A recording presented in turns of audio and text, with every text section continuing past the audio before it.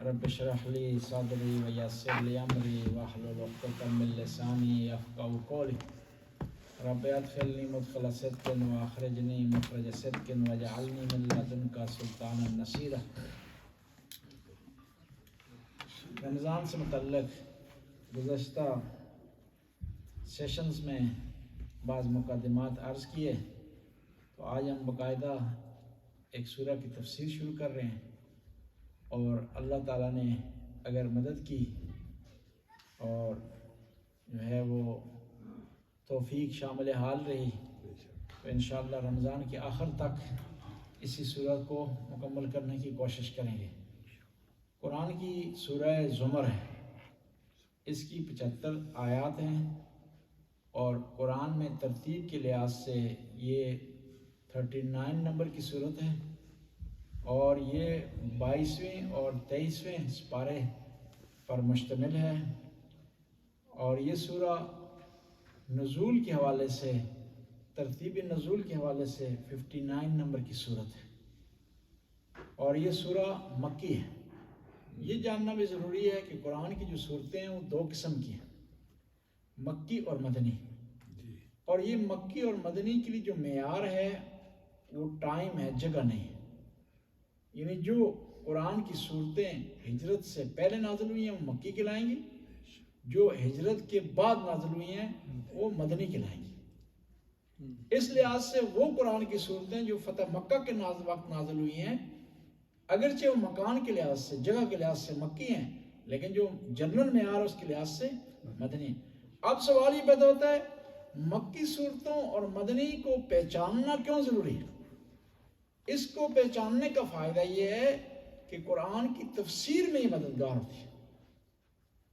مثال کے طور پر مشہور و معروف قرآن کی صورت ہے حل عطا، جس سے سورہ دہر بھی کہا جاتا ہے، سورہ انسان بھی کہا جاتا ہے۔ یہ مشہور و معروف، یہ مدنی ہے، اور مدنی کی بنیاد پر ہم یہ کہتے ہیں کہ اہل بیت کی شان میں نازل ہوئی ہے، اور اہل سنت کہتے ہیں نہیں، یہ اہل بیت کی شان میں نازل نہیں ہوئی کیونکہ یہ مکی ہے۔ اور یہاں پر جب ہم مکی سے کہتے ہیں اہل سنت یہ کہہ رہے ہیں، تو پھر یہ اہل بیت کی شان میں ہو نہیں سکتی، کیوں مکہ میں نہ شادی ہوئی ہے اہل بیت کی، امام علی کی، نہ حسن و حسین ہے، بس ان کی شان میں نہیں۔ ہم کہتے ہیں مدنی ہے، وہ پوچھتے ہیں کیا دلیل ہے آپ کے پاس مدنی ہے؟ کیونکہ اس میں اسیر کا لفظ آیا ہے، قیدی کا لفظ آیا ہے۔ قیدی مکہ میں نہیں ہے، مدینہ میں ہے۔ یطعمون الطعام علی حبہ مسکینا و اسیرا، کہ یہ ہستیاں ایسی ہیں کہ جو کہ انہیں خود بھوک ہے، خود کھانے کی ضرورت ہے، لیکن یہ کس کو کھانے دیتے ہیں؟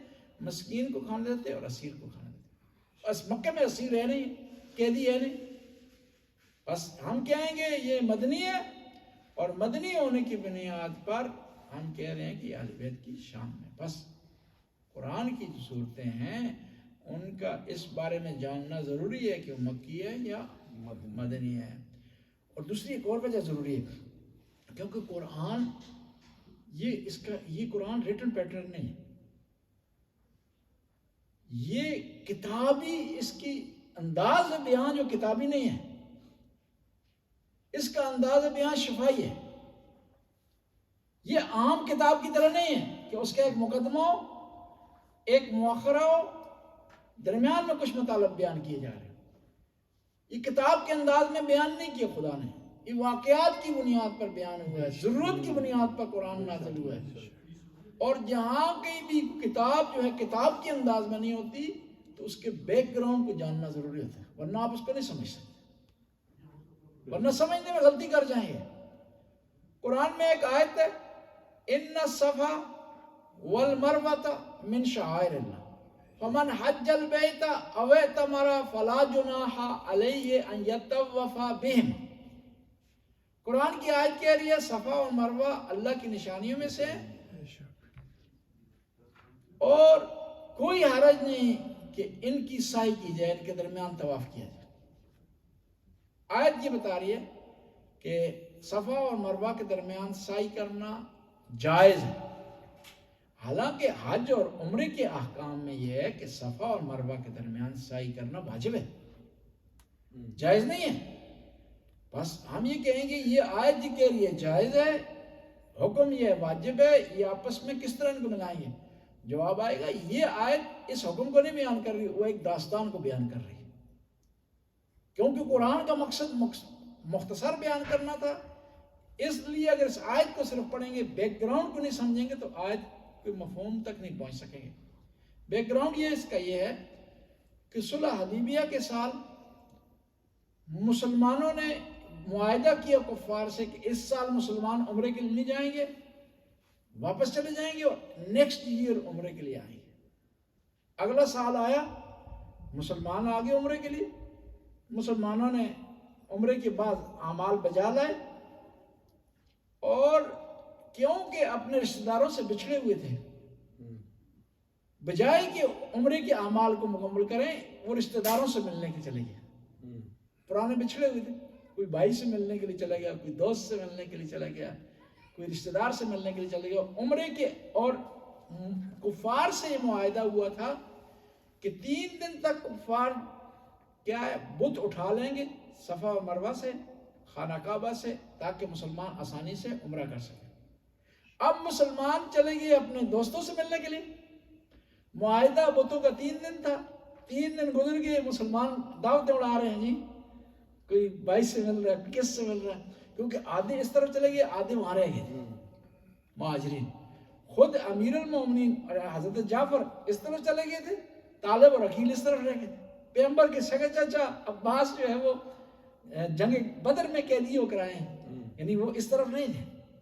تو اب جب مسلمان 3 دن بعد دعوتوں سے فارغ ہوئے، انہیں ہوش آیا تھوڑا سا، تو فرسٹریشن ختم ہوئی، ہوش آیا تو آئے اعمال بجانا آنے کے لیے، تو کفار نے کیا کہ بت رکھ دیے تھے، کس میں؟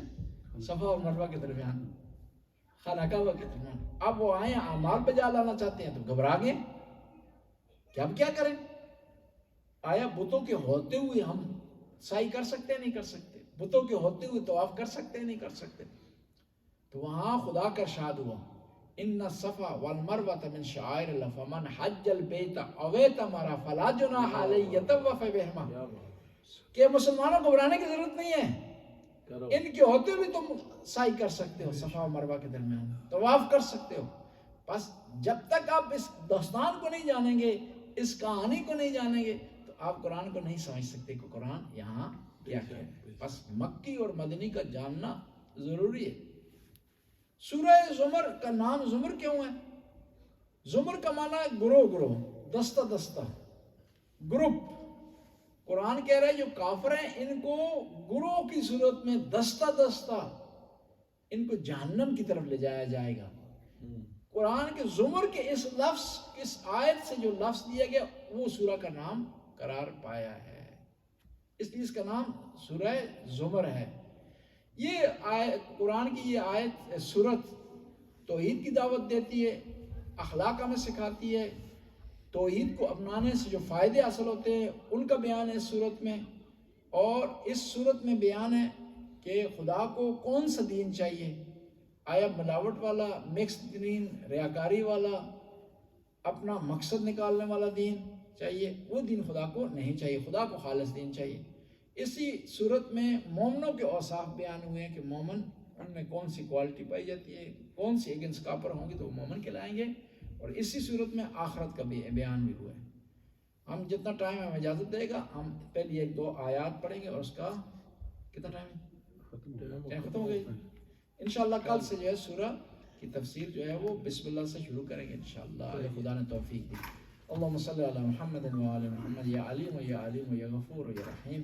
خدا اس قلیل سے عبادت کو قبول و منظور فرما، گناہوں سے درگزر فرما، نیک کام کرنے کی توفیق عطا فرما، یا اللہ برائیوں سے محفوظ رہنے کی توفیق عطا فرما، یا اللہ آج کی افطاری جن صاحبان نے اس کا انتظام کیا ان کی توفیقات میں اضافہ فرما، ملک برادران کی توفیقات میں اضافہ فرما، رزق میں وسعت عطا فرما، اولاد کو نیک اور صالح بنا۔ اللہم صلی علی محمد و آل محمد۔